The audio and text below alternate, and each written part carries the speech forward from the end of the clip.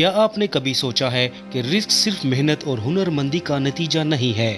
کیا کبھی ایسا ہوا ہے کہ آپ نے کسی ایسے شخص کو دیکھا ہو جو کم محنت کرتا ہے لیکن اس کے پاس بہت زیادہ رزق ہے، یا کسی ایسے شخص کو دیکھا ہو جو بہت محنت کرتا ہے لیکن اس کے پاس کچھ نہیں؟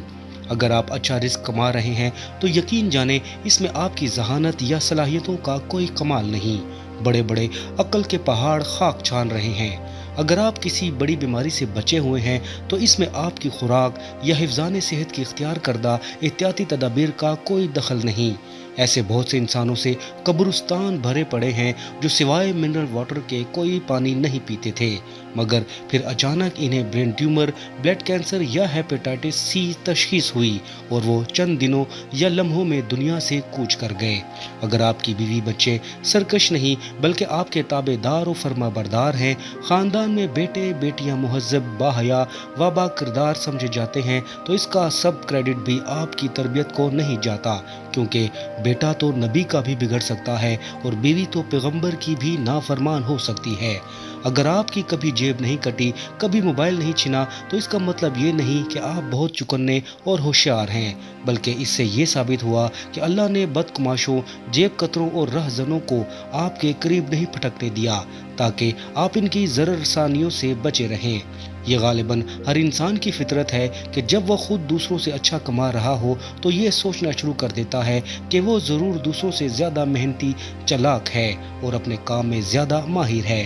پھر وہ ان لوگوں کو حقیر سمجھنا شروع کر دیتا ہے جن کو نپا تلا رزق مل رہا ہے، ان پر تنقید کرتا ہے، ان کا مذاق اڑاتا ہے۔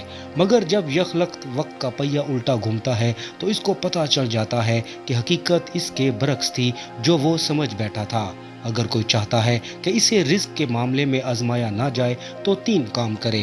پہلا، جو کچھ مل رہا ہے اسے محض مالک کی عطا سمجھے، نہ کہ اپنی قابلیت کا نتیجہ، اور ساتھ ہی مالک کا شکر بھی بجا لاتا رہے۔ دوسرا، جن کو کم یا نپا تلا رزق مل رہا ہے انہیں حقیر نہ جانے اور نہ ان لوگوں سے حسد کرے جن کو چھپڑ پھاڑ رزق میسر ہے۔ یہ سب رزاق کی اپنی تقسیم ہے، اس کے بھید وہی جانے۔ تیسرا، جتنا ہو سکے اپنے رزق میں دوسروں کو شامل کریں، زیادہ تو زیادہ، کم ہے تو کم شامل کریں۔ سب سے زیادہ حقدار والدین اور رحم کے رشتوں کا ہے۔ نانا نانی، دادا دادی، بہنیں اور بھائی ہیں۔ اس کے بعد خون کے دوسرے رشتے جیسے خالہ، پھپھی، چچا، ماموں، چچی وغیرہ۔ پھر دوسرے قریبی رشتہ دار یا مسکین و لاچار لوگ۔ یقین رکھیں کہ جب بہت سے دعا کے ہاتھ اس کے حق میں اٹھیں گے تو برکت موسلا دھار بارش کی مانند برسے گی، جس کی ٹھنڈک پھوار اور اس کی زندگی کو گلشن بنا دے گی۔ ناظرین، اس کہانی سے ہمیں یہ سبق ملتا ہے کہ رزق صرف محنت اور ہنرمندی کا نتیجہ نہیں ہے۔ رزق اللہ تعالیٰ کی دین ہے اور یہ ہماری قسمت پر بھی منحصر ہے۔ ناظرین، رمضان کے حوالے سے آپ کو ہماری یہ کہانی پسند آئی ہو تو برائے کرم اسے اپنے دوستوں اور خاندان کے ساتھ زیادہ سے زیادہ شیئر کریں اور HI TV کو سبسکرائب کریں۔